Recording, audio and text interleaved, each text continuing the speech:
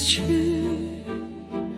Apar deryalarda bələdçin olum. Əgər mən orada da qərar tutmasam,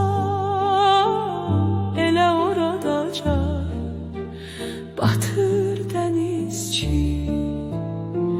Beşiğim denizin ləpəsi olsun, geceler laylamı qağayı çalsın.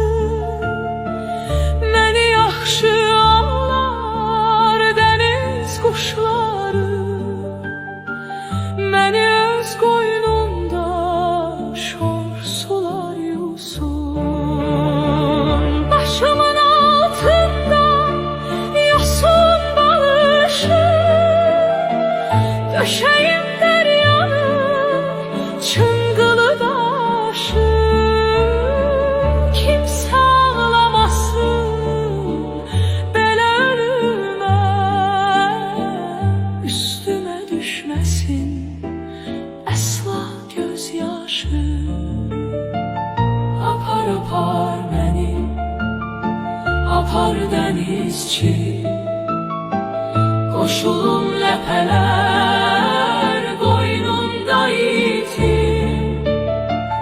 Qoy olsun bu mənim son qəbahətim. Apar apar məni, apar denizçi, sənin üçün aparmaq belə çətin ki.